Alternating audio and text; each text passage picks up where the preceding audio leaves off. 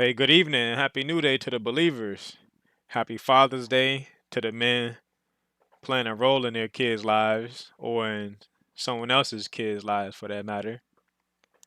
And happy Juneteenth weekend to all my melanated folk that have already or plan on celebrating tomorrow. I have another weekly market review and outlook, so please take a minute, read over this risk disclaimer, and I will head into the economic calendar. So, want to pull up from last week, beginning to the end of this week. So, last week, a lot of high and medium impact news was released into the market. So, I was anticipating a busy week, and a busy week it was. So, just a quick scroll through those events and then bringing us to this week. So, nothing Sunday, Juneteenth holiday, tomorrow morning. So, it will be a shortened day in the markets. Tuesday, nothing. Nothing higher medium impact. Wednesday, Fed Chair Powell testifies 9 a.m. Central. Thursday, early morning London session. FOMC member Waller speaks. Unemployment claims 7:30. Fed Chair Powell with another interview at 9 a.m. And then Friday, more inflation related news. So potentially a quiet week up until Wednesday. But given the surprise from this past week, I will be locked in, ready to go every single morning, and will commit to posting at least two live price examples, live price commentaries for this week since I didn't do any this past week. But now let's get into the charts. So the way I have it set up here, monthly on the right, daily on the left. So for the dollar chart in particular, last week the market was here. It closed here on Friday. And so 103.308 was the level that I was watching for the dollar. And that was my last line of defense as far as support was concerned on the daily chart. Anything below that would move me to the sidelines as far as uncertainty. But I was willing to allow for a retracement down into this now brown rectangle, but it was blue during the video I did for my outlook for this week. And so the video before that, I was mentioning I want to see strength in the dollar above that level and see if it could carry higher up towards that 105, 103 level. Was unable to do so. Instead, it ran down towards that level, interacted with it, closed off of it. Then going into last week on Monday, opened here, dropped down into it. It acted as support, make a new daily high. Well, make a new high on the daily chart. Ends up being a swing high as Tuesday traded lower, essentially closing just below that level. And then Wednesday with PPI and the federal funds rate decision finally got to close below it and interaction with that weekly inefficiency. Thursday, market was repriced back up to that level and got very aggressive lower, breaking through that weekly inefficiency, taking out this swing low here on the daily, ultimately trading inside of this inefficiency, filling it all the way in and coloring outside the lines as well. So that was the dollar as far as the last 2 weeks of exactly what was going on in hindsight. Now, I was speaking about a bullish month, so I'll direct your attention to the right side now. and taking out the high from May. So what I'm noticing right now is yes, 2 straight weeks essentially of bearishness have provided this candle on the monthly so far quite bearish and still inside of May's high and low. So with about 11, 12 days left in the trading, well, like, yeah, 11, 12 days, like actual 11, 12 days, but as far as trading days, about 10 or so left in the month, there's still possibility for it to not close so heavy. Although, even if it does close pretty heavy, if it's still within a range of May, I'm still going to hold on to my bullish analysis for dollar. It just may have to spill into July's trading month and not come to fruition in June, which is part of this business. As far as what I've come to understand is that timing a move is one of the more difficult skill sets to acquire.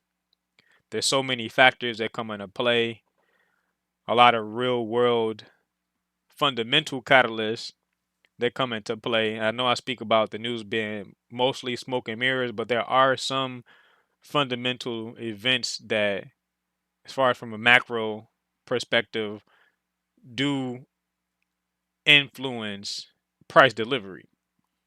So, for example, this past week, there was a pause with the interest rates. So, no more hikes, but they're not going to pivot and start to cut the rates. So, they've left them at 5.25% right now, because inflation news have been coming back pretty good.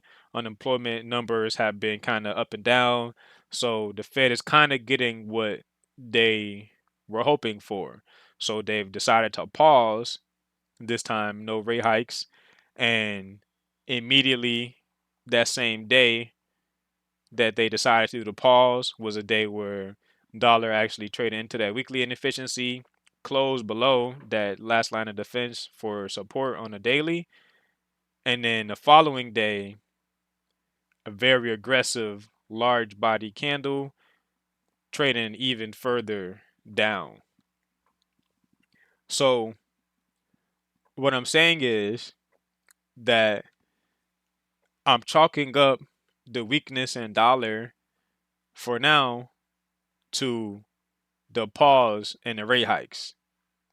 But also, just understanding that, looking at it here on a daily, and then again, don't forget over here the monthly perspective, really just in the sideways trading range on a monthly. And so it traded up into, for example, let me just do this, right? So the low, the lowest low was in April. So this low, right, up to this high, or this high is higher. So I'll do up to the December high. 50% of that is actually right at that 103.308 thereabouts. If you can see where that point 0.5 is, it's a little bit above that 103.308 level that I was watching. So the market got above 50% of this range and now it's trading back lower. But again, it's still inside of this candle on the month of May. So this price action or this price delivery hasn't scared me from my macro perspective of dollar higher, but it has, I guess I would say, cooled off my anticipation of it happening in June. That's all it's really done.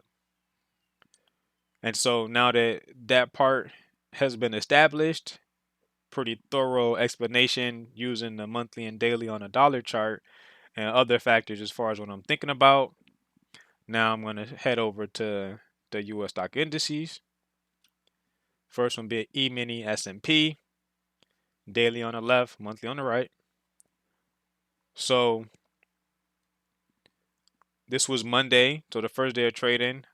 Like I said, I wasn't expecting much, but look at the body of this candle, rather large body, right up into the weekly inefficiency, and for the rest of the week, ultimately just kept pushing higher. Not once did it come back and take out a previous day's low, but every day took out the previous day's high, all the way filling up this weekly inefficiency. And to just show it on a weekly, the area between this candle's low and this candle's high, and then the dash line is the midpoint of it, with this buy side within there. So successfully reached all of those targets. Next upside draw I'm looking at is the midpoint of this wick here, 45.12 and 3/4. And that's if there is going to be that continuation. But I am still holding on again to the anticipation of a deep retracement coming soon for the US stock indices. I thought that may have been the case on Wednesday with the federal funds rate coming out, but like I said, they chose to pause. And so the reaction in the marketplace was lower dollar and higher anything that would trade inverse to the dollar, US stock indices being one of those asset classes. So higher prices were seen in the E-mini S&P right into and all the way to the top of this weekly inefficiency.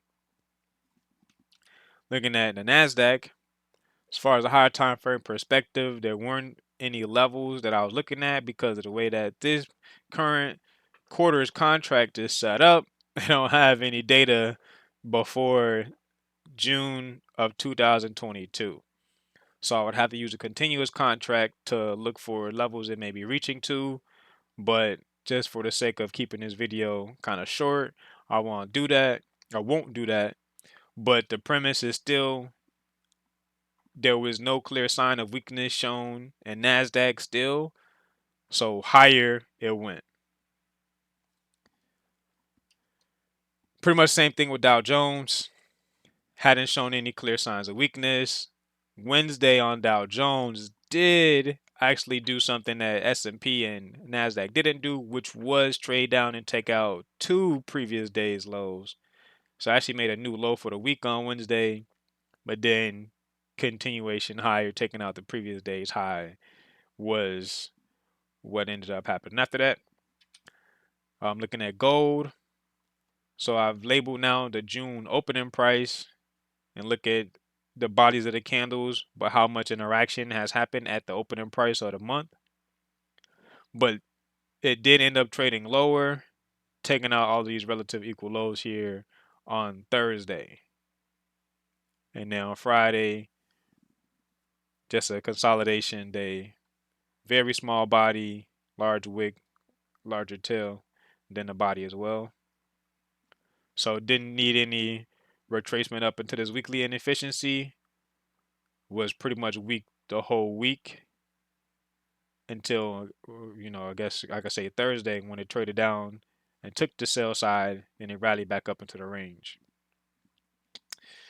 Looking at GU, so monthly chart over here was looking to see if it would get up to our daily chart, looking to see get up to this level again and then act as resistance before going lower because again my anticipation was higher dollar, which would mean lower US stock indices, lower GBP USD, Euro USD, any forex pair that begins with one currency ends with USD, that would mean lower prices for those assets. But again, dollar did not trade higher, it traded lower aggressively, and that same energy was met inversely in GBP USD, trading up into that monthly inefficiency up into the midpoint of it, which was also something I mentioned in my last video that it may want to get up here before it starts to sell off.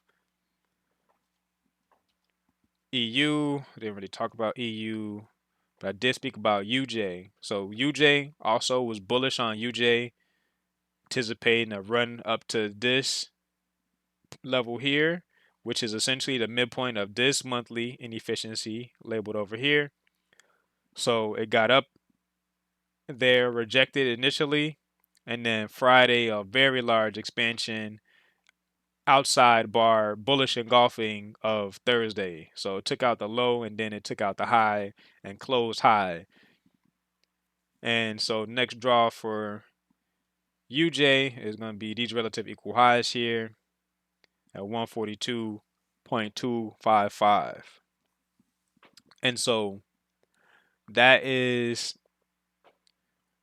pretty much the review from last week, and technically also going to be the outlook because, like I said, nothing has really changed with the dollar trading as low as it did.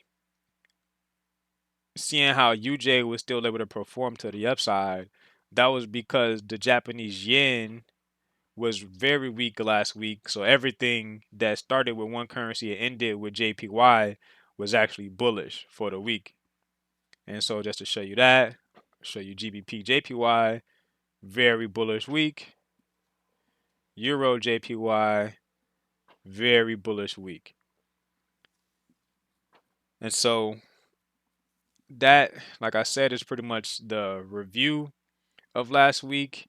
I still don't want to go down to the smaller time frames too much because as it gets into this reversal climate potentially, and not for UJ because if dollar turns around and gets bullish, then I'm gonna be looking for UJ to trade above this level, potentially come back down, find support there, and then see if it wants to get up to the bodies of these candles here, type of deal. As far as a long term perspective, because again, I haven't switched up my analysis or my sentiment long term just based off of a couple of weeks of price action. Trying to think long term. That's why I'm using the monthly chart, showing how I'm using the monthly chart. I don't want to allow myself to be confused and start to second guess what I've come to understand by what could just be a retracement or even manipulation. So again, just trying to remain objective, and I'll just briefly show real quick, right? Like my New York session model setup.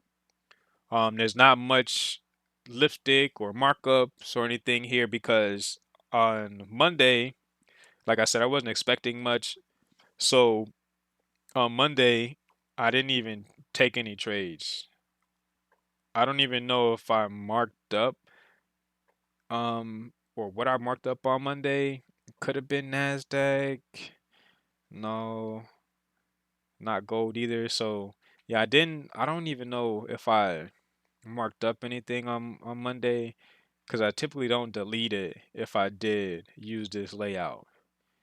Um, because I'm understanding I'll come back and I'll do my review and it'll help with just walking through the steps that I went through in the morning for my New York session model to look for any setups.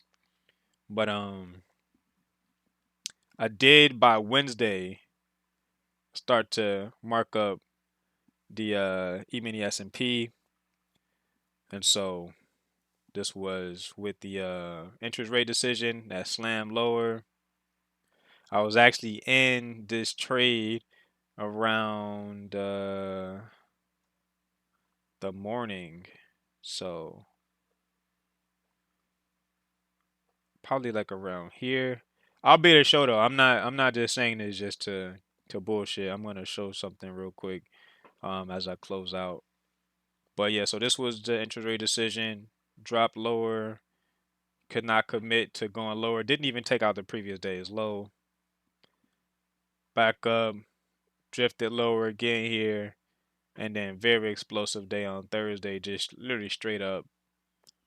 And then sideways all up in here before retracement back into the range on Friday. But as far as again over here on a dollar, that 103.308 level. So looking at it from the hourly chart. So by what was the first day of last week? Here, okay. So the week opened up here above it, right? Because Friday had pushed off higher again.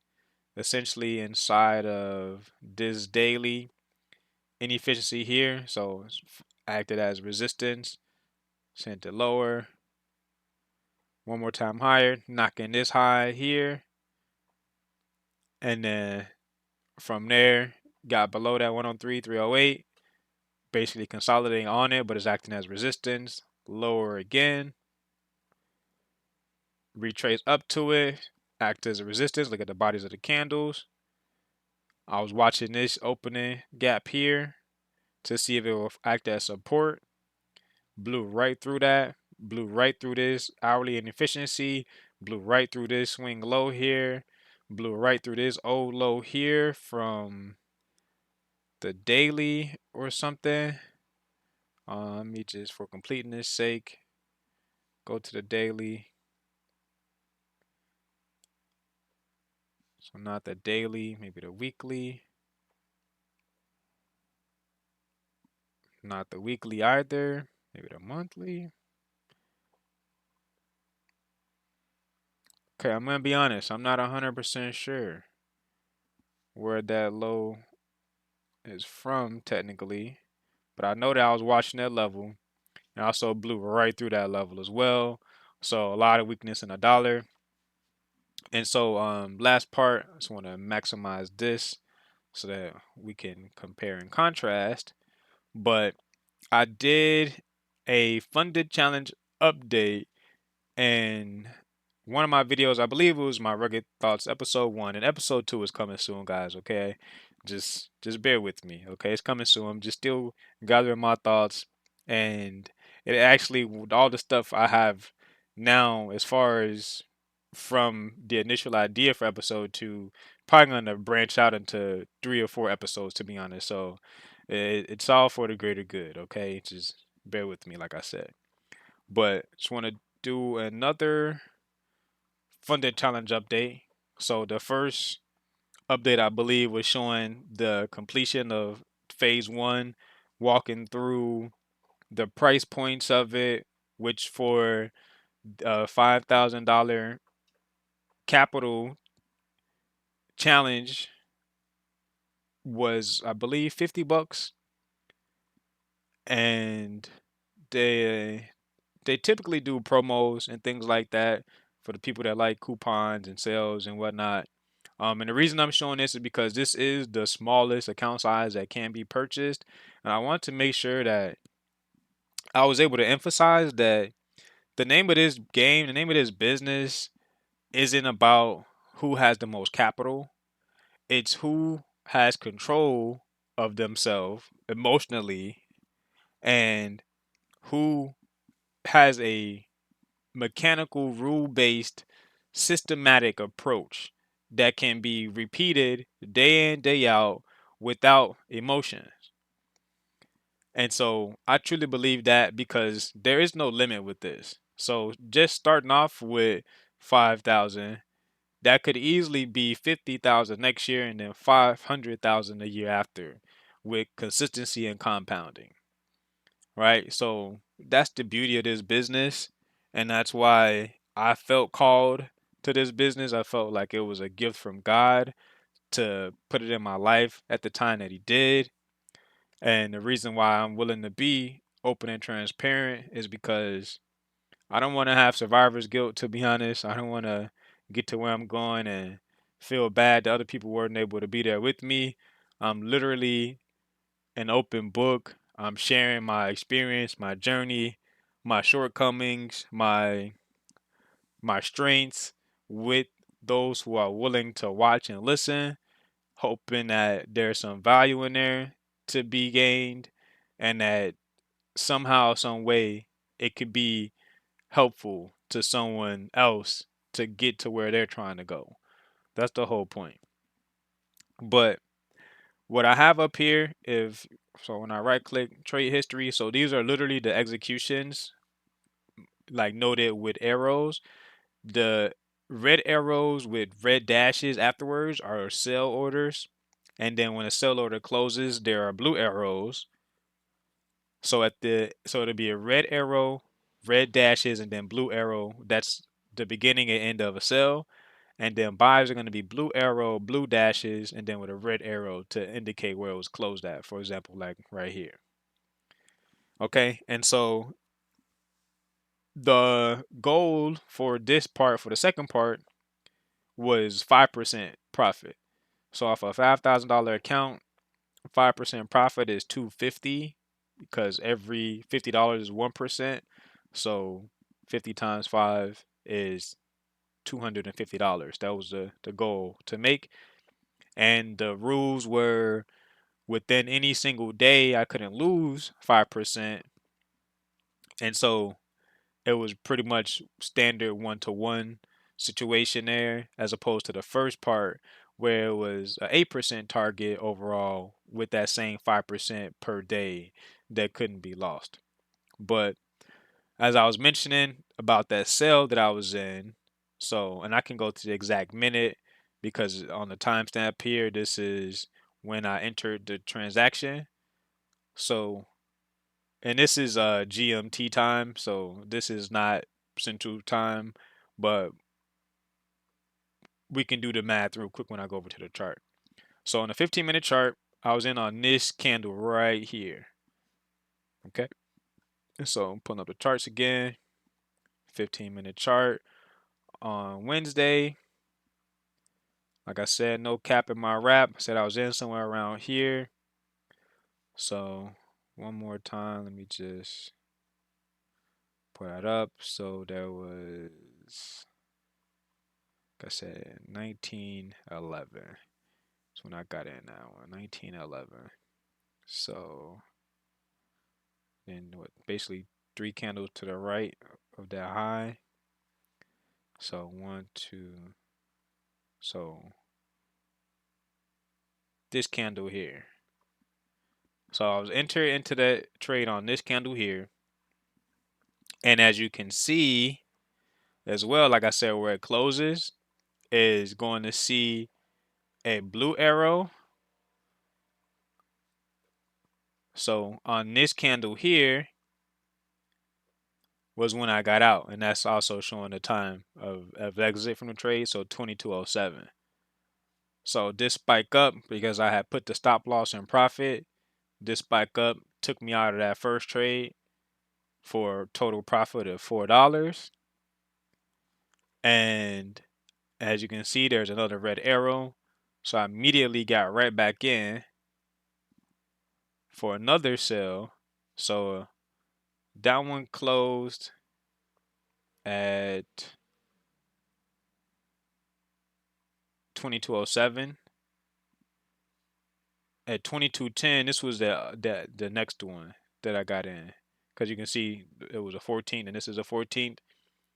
The reason why it's lower here is because it's going by this time right here, the time that it was closed. So that trade was closed later than this one. So that's why it's down there. So if I do this time, then it'll switch it up to now it's showing that one here. So I got out of that one at 2207.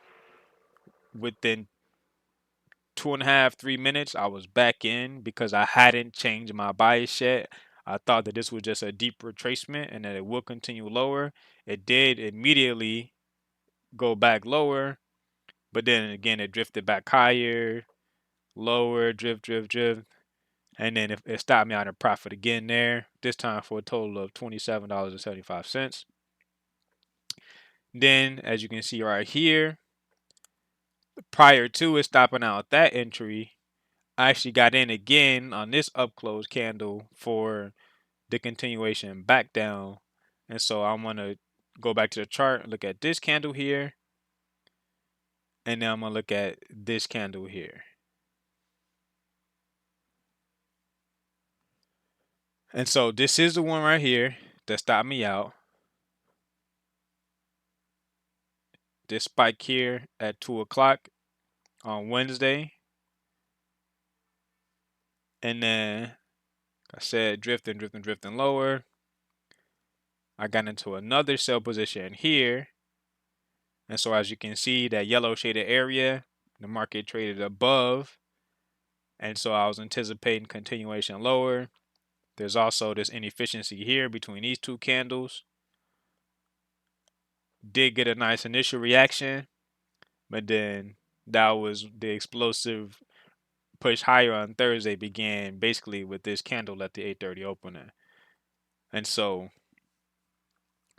loss on this re-entry, the 27, like I said, profit there. So essentially I'm at break even now, about $6-7 in profit total though. Like I said though, I still hadn't switched my bias yet, my sentiment. So I did take two more sell entries here. You can see one stopped out here.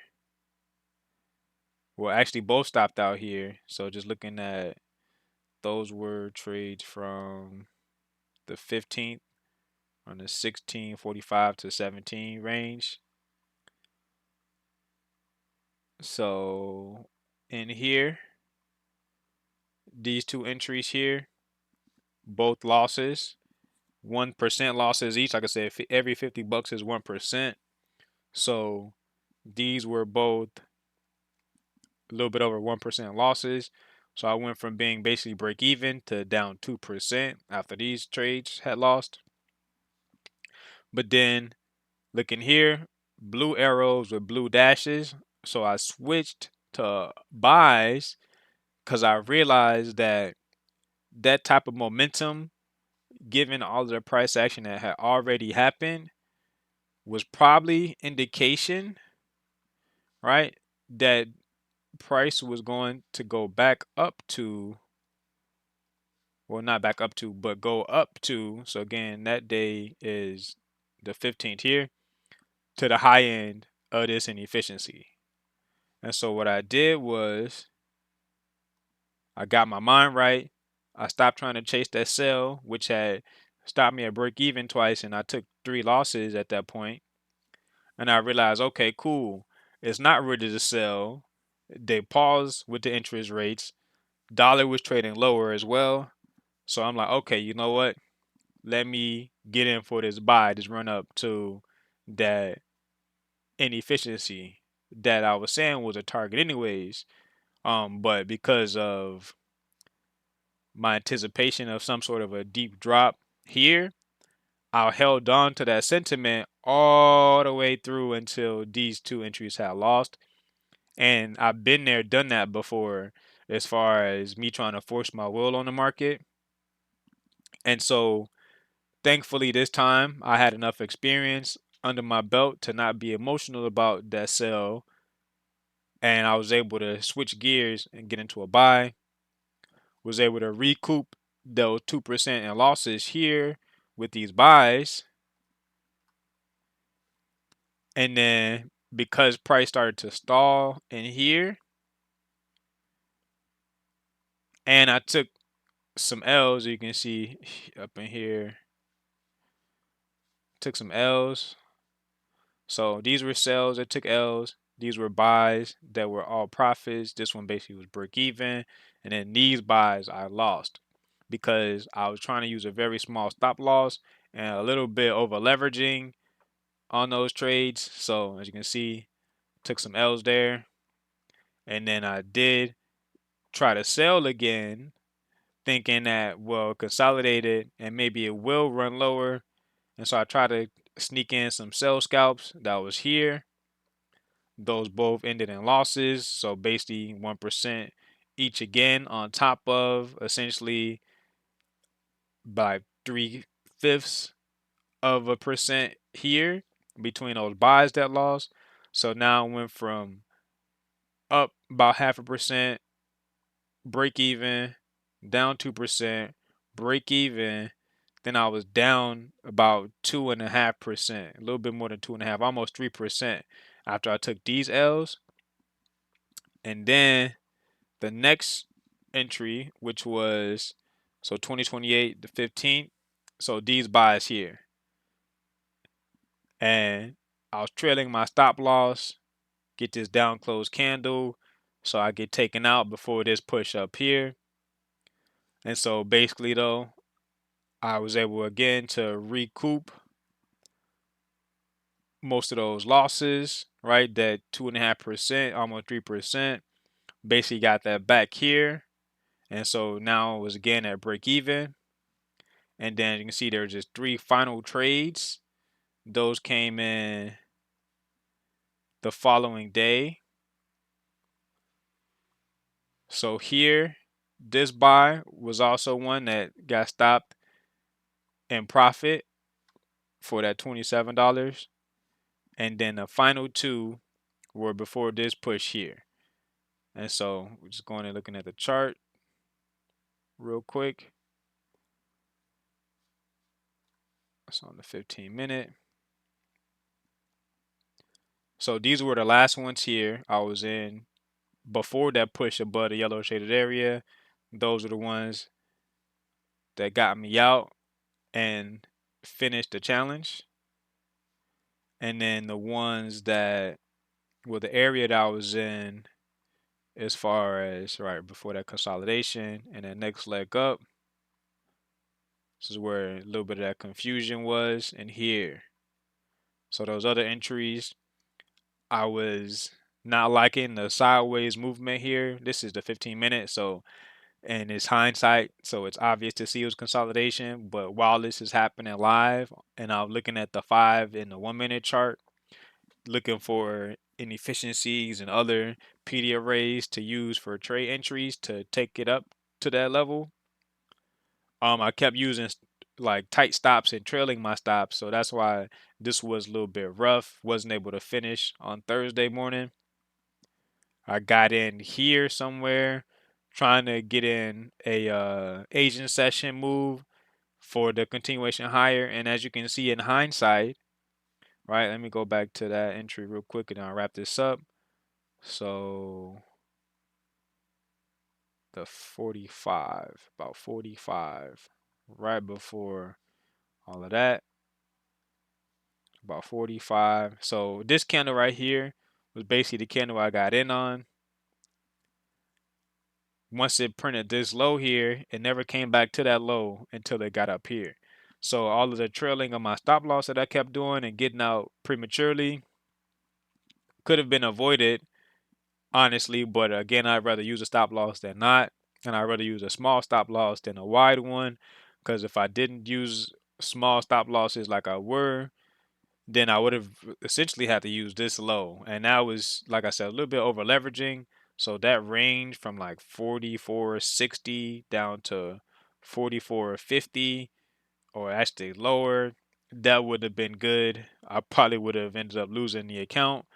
So I had to use small stops, and I was just trying to trail my stops because I'd rather secure some sort of profit, because what I failed to do with this drop down here was secure any profit.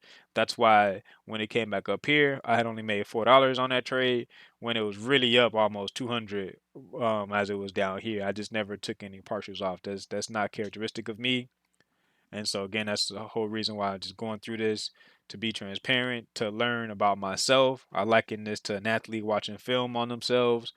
And so me going back and watching my live price commentaries and my reviews and outlooks allows me a chance to study myself. And there's no sugarcoating what I said, why I said it, what I was expecting, how things really played out, and things of that nature. But just wrapping up. So, like I said, I was in on the 845 candle. I did ended up getting stopped out in profit on that. And then to wrap up though, I was looking for a push above here, and just the momentum has still been bullish. Like I said, dollar had been relatively weak still.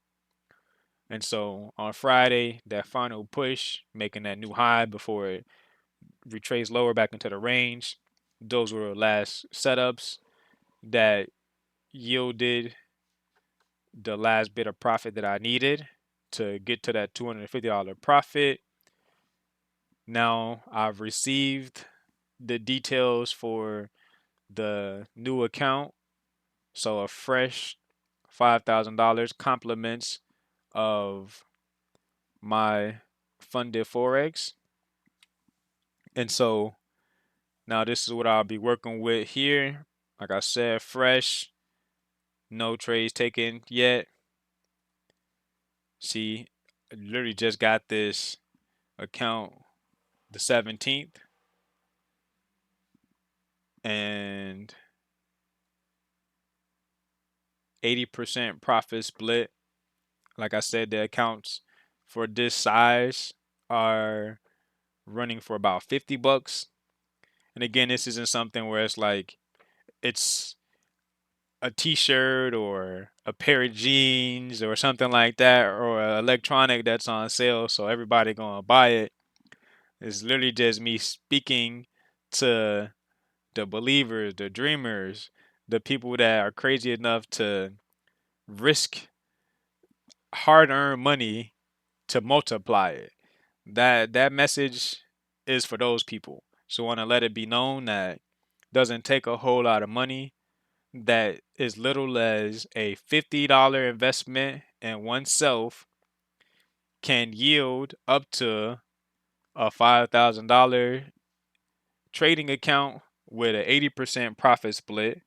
So, for example, I don't really have any goals per se, but to be consistent and to not risk more than 1% per day. So, let's say I break that 1% down into two half of 1% trades, for example. And let's just say that each of those half of 1% trades, I'm going for a 2-to-1 risk reward ratio, meaning that I'm trying to make two times what I'm risking. So half of 1% of 5,000 is $25. So that means two trades risking $25, aiming to make $50 each of those trades. And so if I can accomplish that and just consistently pump out the next 2 weeks of just being very objective, very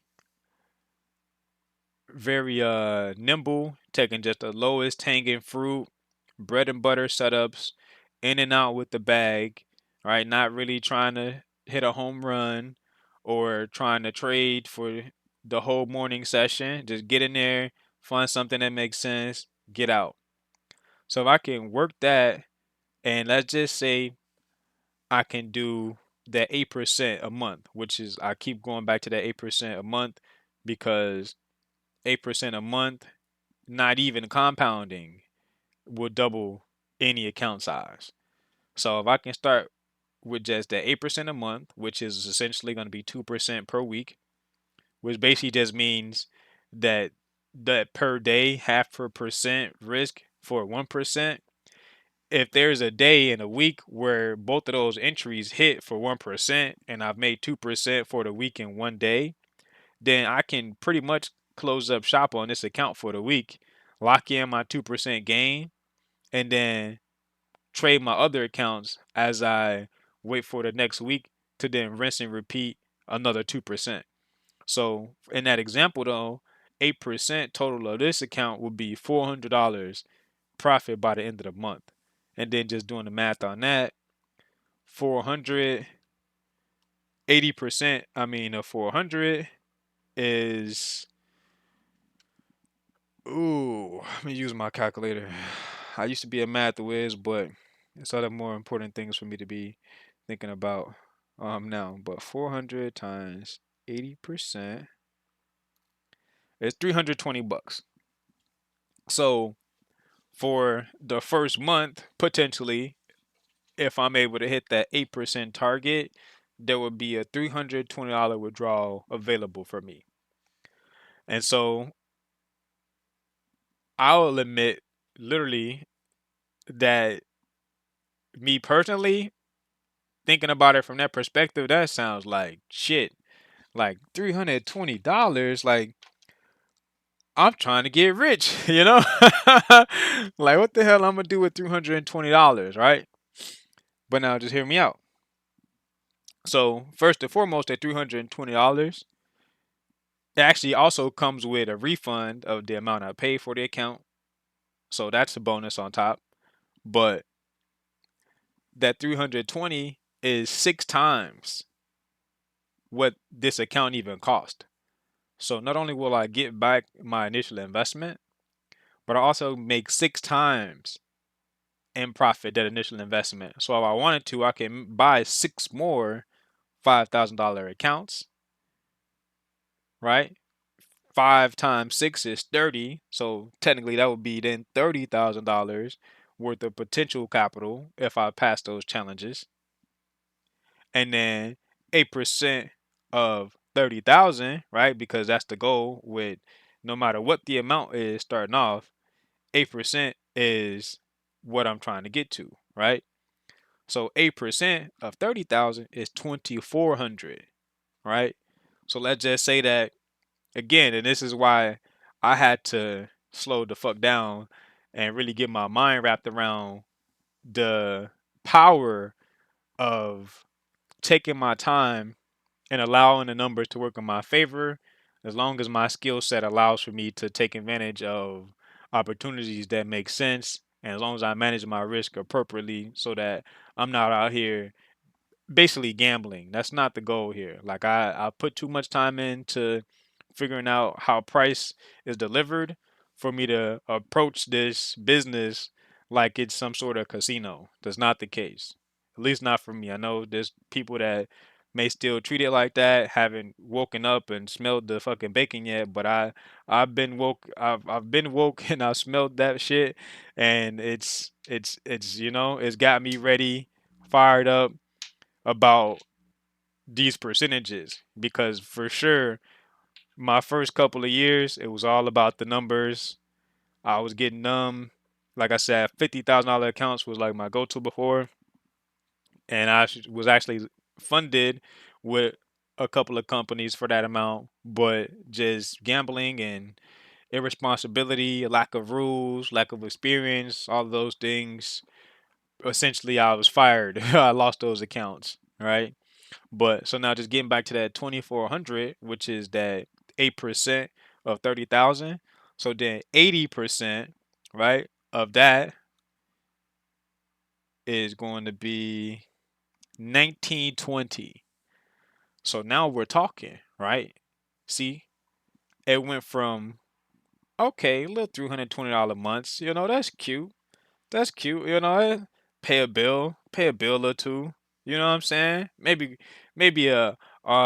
get something to you know what I'm saying, like a T-shirt or a pair of jeans, right? On top of that bill or two.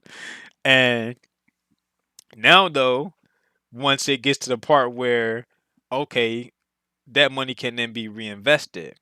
If I did it once, I can do it again. So now I'm thinking in terms of exponential growth.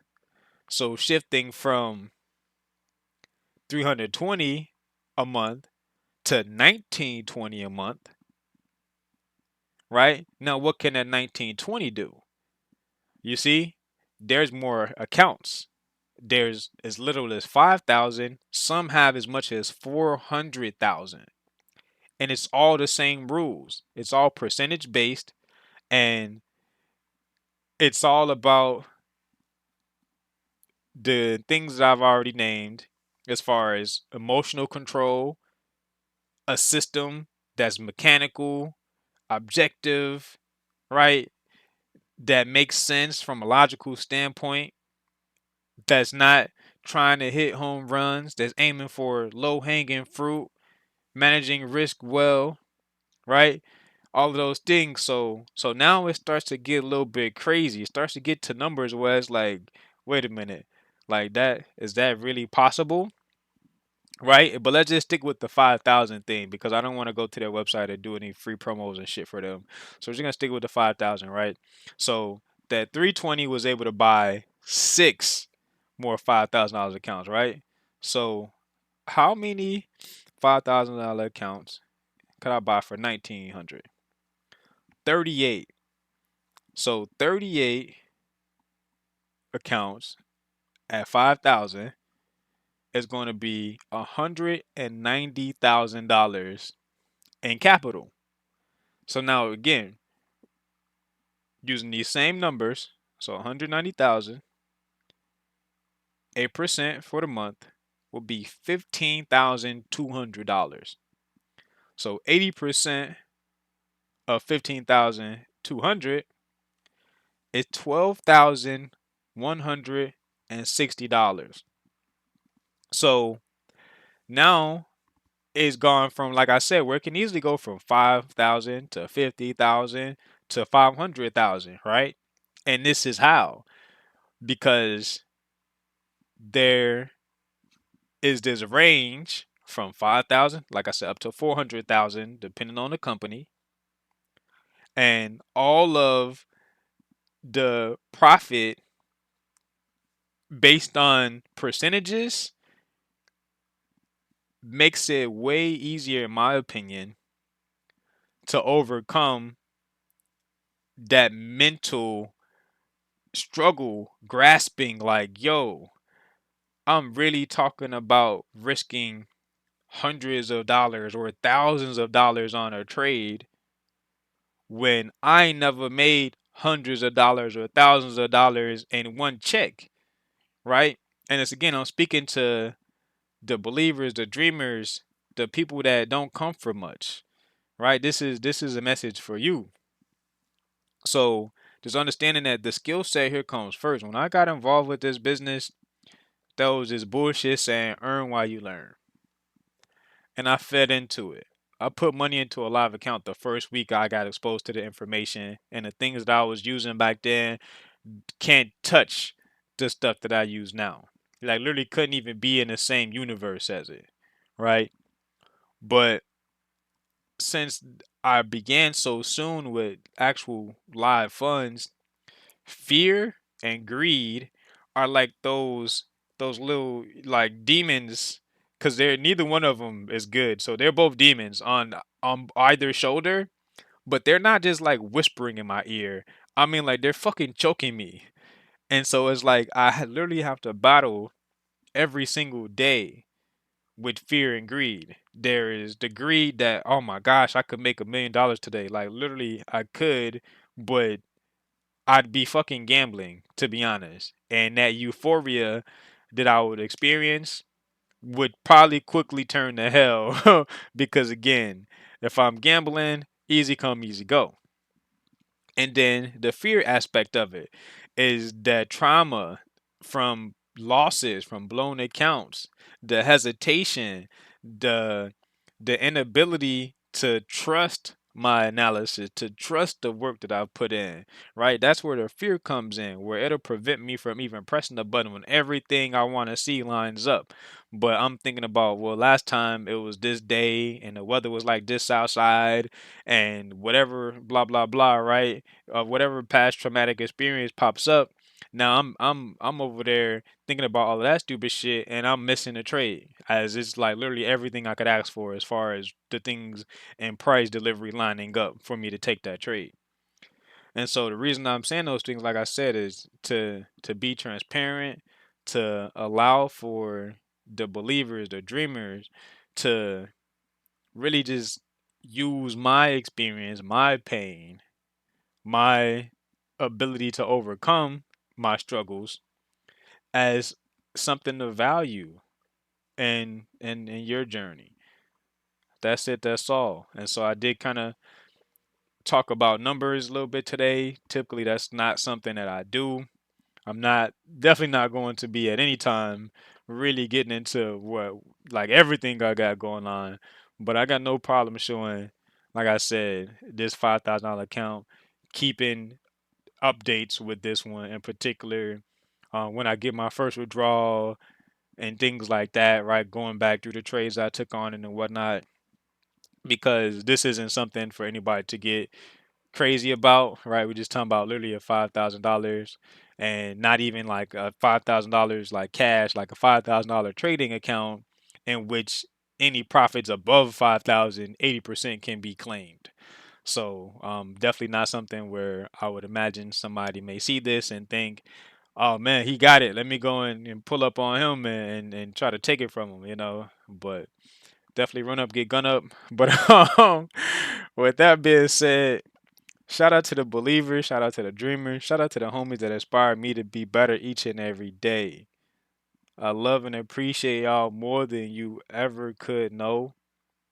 You give me energy to keep going, give me energy to persevere and to want to be of value to others because others have been of value to me. And so I will catch y'all in the next video, which will, like I said, be a live price commentary throughout the week, possibly a midweek update if anything pops off that I feel like maybe I should update the folk on. Yeah, but other than that, man, y'all have a blessed rest of this Juneteenth weekend and be safe.